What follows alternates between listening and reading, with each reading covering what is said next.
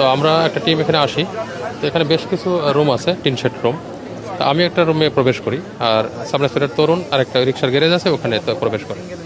তো আমি প্রবেশ করার সাথে সাথে চারজনকে দেখি, এবং ওরা ওদের মাজার ভিতরে চাপাতি ছিল, চাপাতি দিয়ে আমার মাথার উপরে তারা কোপ সারে।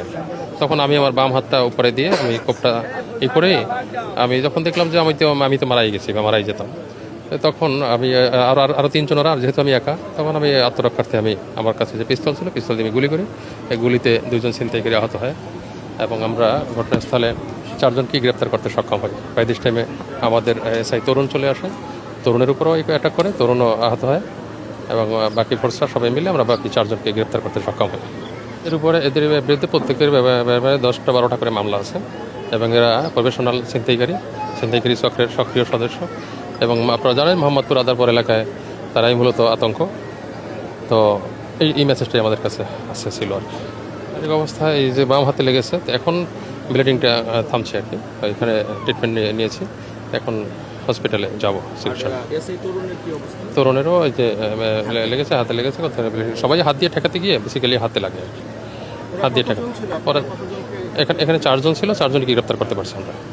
এটা এখনও আমরা নিশ্চিত না, তবে তদন্ত চলতেছে, তদন্ত হলে এটা বোঝা যাবে। আজকে ঘটনা সকাল 10:42-এর সময় এই আদাবার থানাধীন শেখেরটাক 7 নম্বর রোডে এক বিকাশের দোকানদারকে কুপিয়ে তার কাছ থেকে বেশ কিছু টাকা পয়সা নিয়ে গেছে, মোবাইল নিয়ে গেছে। তো এই সংবাদটা পেয়ে বেসিক্যালি আমরা আমাদের অভিযান শুরু করি। তো অভিযান আমরা বিভিন্ন এলাকায় করেছি, করতে করতে এক পর্যায়ে আমরা সোর্সের মাধ্যমে সংবাদ পাই যে তারা এখানে অবস্থান করতেছে।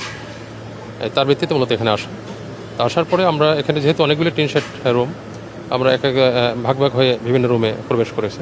তো আমি একটা রুমে প্রবেশ করি, সেখানে চারজন। তো আমাকে দেখি ওরা চাপাতি দিয়ে কোপ শুরু করে।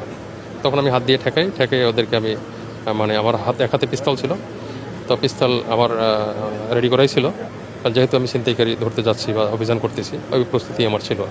তো আমি সাথে সাথে গুলি না করলে আমার বাঁচার কোনো সম্ভাবনা ছিল না, যেহেতু ওরা চারজন, আমি একা ছিলাম। এরপরে এক পর্যায়ে এসআই তরুণ চলে আসে। তরুণ যখন ভিতরে ঢোকে, যখন আমাকে খুঁজে পায় না, ভিতরে ঢোকার পরে ওরেও মানে অ্যাটাক করে, তখন ওরও হাতে আহত হয়।